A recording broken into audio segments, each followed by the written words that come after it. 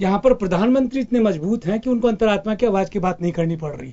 वहां प्रधानमंत्री इतने कमजोर थे कि अंतरात्मा की आवाज के माध्यम से ही वो अपना बहुमत जुटा पाए बीबी गिरिजा साहब के इलेक्शन के वक्त में।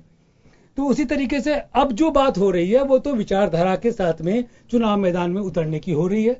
मीरा कुमार यूपीए की रिप्रेजेंटेटिव हैं, जो एक अपने आप को कहते हैं कि हम धर्मनिरपेक्ष और प्रजातांत्रिक उम्मीदवार के रूप में उन्हें खड़ा कर रहे हैं, और दूसरी तरफ भारतीय जनता पार्टी के हम राष्ट्रवादी और जो कमिटेड है भारत की संप्रभुता के लिए ऐसा उम्मीदवार खड़ा कर रहे हैं। तो अब नहीं रहा, लेकिन ये जो रणनीतियां और ये जो कूटनीतियां और ये चालें चली हैं, इससे परंपराओं का जो सत्यानाश हुआ है, जो अपेक्षा नहीं करनी चाहिए। इतना भारी बहुमत हो जाने के बाद में जब स्पष्ट हो गया कि किसी भी स्थिति में भारतीय जनता पार्टी का या एनडीए का उम्मीदवार पराजित नहीं हो सकता, तो हमारे यहाँ ताकतवर विनम्र होता है, ताकतवर बड़ा शालीन होता है, ताकतवर कभी भी सवाल वही है कि सत्ता पक्ष को बड़प्पन दिखाना चाहिए। और भाई जीत है तो मुझे लगता है कि जीत में 4 चांद भी लगनी चाहिए, और इसमें कोई संदेह नहीं। हो सकता है कि अमित शाह, नरेंद्र मोदी को ये लगता होगा कि कोई आवश्यकता नहीं है प्रतिपक्ष की एक रस्म अदायगी की तरह, लेकिन हमारा ये मानना है कि अगर ये कदम उठाते तो शायद उनका कद बढ़ता और एक बड़प्पन होता और एक मैसेज जाता आने वाली पीढ़ी के सामने भी कि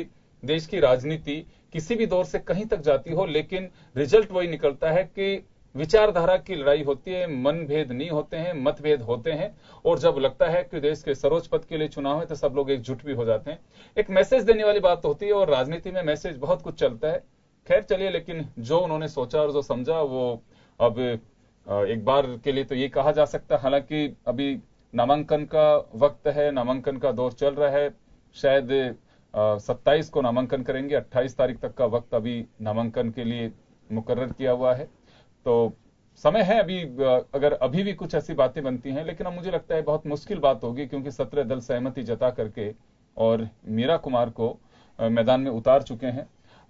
संगीता जी, एक बात मैं जानना चाहूंगा कि एक लगातार अहंकार की बात की जा रही है कि सत्ता पक्ष में अहंकार है और डूबा हुआ है। इससे पहले एक चीज और मैं बात करना चाहूंगा आपसे कि शोभा ओझा ने एक बात कही है, आरोप लगाया है कि सत्ता पक्ष पे कि किसी भी दलित को आप कैंडिडेट बेशक बना दीजिए, लेकिन आपके पाप धुलेंगे नहीं। किस तरह के पापों का जिक्र कर रही है कांग्रेस? देखिए योगेंद्र जी, हम किसी जाति के आधार पर या किसी भी इस तरह के जाति के आधार पर या धर्म के आधार पर हम कोई राजनीति नहीं करते। इस तरह की राजनीति सत्ता पक्ष के द्वारा की जाती रही है और आज भी कर रही है, क्योंकि ममता बनर्जी भी आपके सामने कह चुकी थी कि अगर हमारे सामने पहले नाम उतारा जाता या बताया जाता तो निश्चित रूप से हम भी सहमत होने के लिए तैयार थे। लेकिन जिस तरीके से इन्होंने ये कहा कि जो इन्होंने दलित कार्ड खेला, वो सब जानते हैं कि किस तरह की राजनीति सत्ता पक्ष कर रही है, और निरंकुश शासन जो जिसको कहना चाहिए कि निरंकुश शासन और तानाशाही रवैया अपनाते हुए विपक्ष को कुचलने की जो नीति पर जो ये काम कर रहे हैं वो पूरा देश देख रहा है, और आने वाले समय में इसके भयावह परिणाम ही हमें देखने को मिलेंगे। और इस तरीके एक चीज बताइए कि पिछले शासन में सबको पता है कि 60 साल कांग्रेस ने शासन किया, तो कांग्रेस ने कभी भी इस तरह की रीति या नीति पर काम नहीं किया कि विपक्ष को कुचला जाए, क्योंकि हमेशा लोकतंत्र में विपक्ष का होना महती आवश्यकता होती है। लेकिन यहाँ तो आप देखिए कि कांग्रेस मुक्त भारत की बात की जाती है और विपक्ष को कुचलने की बात की जाती है। तो जातिगत आधार पर या धर्म के आधार पर कांग्रेस ने ना ही तो कभी राजनीति की है, आप एक बात भूल रही हैं, आपातकाल को भूल रही हैं शायद आप ना। वो आने वाला है वक्त, वो भी 2 दिन बाद में वो बीजेपी उसे भुनाएगी जम करके, अपने एमएलए को सब जगह भेज के उसकी याददाश्त जो है ताजा करना चाहेगी। और योगेंद्र आप इस बात से सहमत थे कि सत्ता पक्ष अगर बड़प्पन दिखाता तो आम सहमति से एक संवैधानिक और सर्वोच्च पद पर देश की जनता किसी को देखती और ये सब चीजें नहीं होती। लेकिन चूंकि सत्ता पक्ष ने विपक्ष से कोई चर्चा करना मुनासिब नहीं समझा या किसी को बताना मुनासिब नहीं समझा, और सडनली वो किसी नाम को लेकर आते हैं, तो विपक्ष भी फिर अपनी तरफ से किसी नाम को लेकर आएगा। और चूंकि अगर हम किसी और आधार पर भी बात करें, तो चाहे आप योग्यता के आधार पर बात कर लीजिए या किसी और आधार पर बात कर लीजिए, क्यों नहीं मीरा कुमार क्यों नहीं बन सकती? आप मुझे सिर्फ इस बात का जवाब दें। नहीं, लोकतंत्र है इसमें, ये तो किसी ने नहीं कहा कि मीरा कुमार बन नहीं सकती हैं। मीरा कुमार बिल्कुल बन सकती हैं, योग्य हैं। जो आप जातिगत बात कर रहे हैं वो जातिगत आधार में ना तो हम जाति में विश्वास करते हैं, ना ही हम इस तरह की राजनीति करते हैं। बिल्कुल कभी विश्वास नहीं। संगीता जी, बहुत अच्छा लगा ये सुनकर के, काश आप लोग इसको फॉलो भी करें सभी राजनीतिक दलों की। हम एक दिन पहले इसी बात को लेकर के चर्चा कर रहे थे कि जातिवाद का जहर क्यों घोला जा रहा है राजनीति में, लेकिन ये जो वाक्य हैं और इनकी सच्चाई है उसको ब्रेक राजनीतिक दल ही करते हैं। वहीं से शुरू हो जाते हैं कि जाति को ही आधार बनाया जाता है, जाति क्षेत्रवाद इस तरह से कूट कूट के भरा हुआ है कि उसके दूरगामी परिणाम शायद हमारे पक्ष में हो या फिर प्रतिपक्ष को मात देने के लिए उसे अपनाया जा सकता है। मुझे लगता है कि पिछले प्रणब मुखर्जी हैं, प्रणब मुखर्जी के नाम पे सहमति बनी, उनका कद किसी तरह की कोई दिक्कत नहीं रही। लेकिन जब चुनाव होता है हम चाहे कितनी भी चर्चाएं कर ले, लेकिन वो मनभेद और मतभेद वाली जो बात होती है दोनों मिक्स हो जाती हैं वहीं पे कि जो चुनाव है, चुनाव निश्चित रूप से एक फाइट है। वर्तमान में फाइट की तरह कहें तो कोई अतिशयोक्ति नहीं होगी और ऐसा ही दिखाई देता है।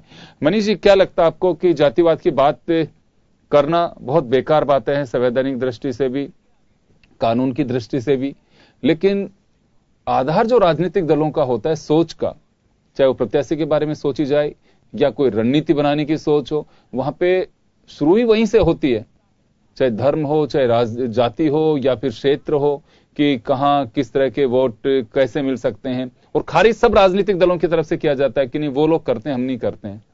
नहीं, बात यह है योगेंद्र जी, आप एक स्थिति को समझना पड़ेगा। आदमी के बारे में एस्पेक्ट जब तय किया जाता है तो जो दो नेता भाजपा के वहां पे गए थे उन्होंने सब विषय में रखे थे, काफी लंबी मीटिंग भी चली थी, तो उसमें कोई चर्चा नहीं हुई ऐसा नहीं हो सकता। लेकिन जो बातें हैं, पहली बात तो आपको ये स्टेटस देखना पड़ेगा कि जो एनडीए के पास में वोट है, अब ये जैसे इन्होंने कहा मीरा कुमार क्यों नहीं बन सकती है, तो अल्टीमेटली आपने प्रत्याशी अपना बता रहे हैं और उस पर एनडीए का समर्थन चाह रहे हैं। ये जो एटीट्यूड है, मुझे लगता है यही एटीट्यूड वहां बाधा बना होगा। लेकिन आप ये देख सकते हैं कि जब रामनाथ कोविंद जी जो राज्यपाल हैं, जो राज्यपाल हैं, तो राज्यपाल का दल होता नहीं, और राज्यपाल एक ऑटोनोमस इंस्टीट्यूशन होता है, प्रधान होता है, first person of the state होता है। तो जब वो होता है तो दलगत एस्पेक्ट का विचार तो वह अपने आप ही समाप्त हो जाता है। ये बात सही है कि ऐसे समय में जो चर्चाएं दौर होती है उसमें आपके 2-3 नाम है, हमारे 2-3 नाम है, ये बातें होती है। इन 2 लोगों पर हम सहमति जता सकते हैं, ये आगे बढ़ के कहा जाता है, जैसा कि आप समझ सकते हैं चर्चा के, अगर आप उसका अवलोकन करें। आप बिल्कुल सही दिशा में जा रहे हैं और सही कह रहे हैं, मैं इसमें डाउट नहीं कर रहा हूं। लेकिन एक छोटी सी जो बात है, जब गुलाम नबी आजाद ने इस बात को लेकर के कहा कि वेंकैया नायडू और जेटली जब हमारे यहाँ पे आए थे, सोनिया गांधी से मुलाकात हुई, तो उस वक्त कैंडिडेट को लेकर के चर्चा हमने की थी, भाई आप प्रत्याशी बता दीजिए किसके नाम पर आप सहमति चाहते हैं।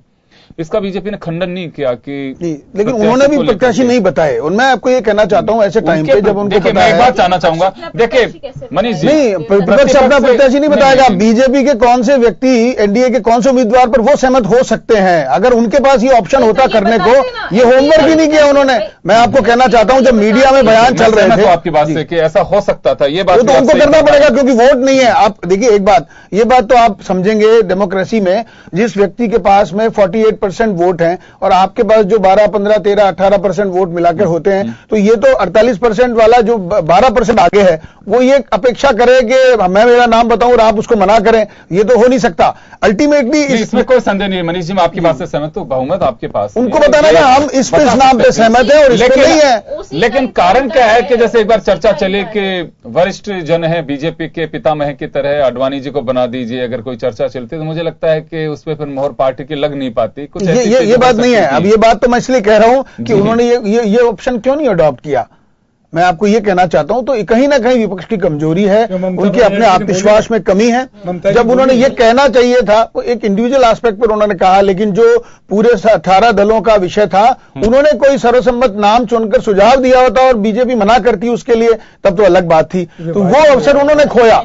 मैं आपको ये कहना चाह रहा हूं, जो जीत के प्रति आश्वस्त व्यक्ति है वो जन आम सहमति के नाम पर कहीं जा रहा है। मनीष जी, ये माना जाना चाहिए कि लोकतंत्र में अब फ्लोर मैनेजमेंट में अग्रणी भूमिका प्रतिपक्ष की होनी चाहिए, उसे बड़प्पन दिखाना नहीं, वक्त समझना चाहिए, माना जाना चाहिए, समय की क्या डिमांड है ये सभी उनको समझना चाहिए। और इसका कारण है उनको पता है कि ये चुनाव ये जीतने वाले हैं। चुनाव हारने वाले व्यक्ति के पास में रास्ता होता है समझौते का, जीतने वाला व्यक्ति ऑप्शन लेकर आता है सर्वसम्मत होना चाहिए, क्योंकि गरिमा है राष्ट्रपति चुनाव की।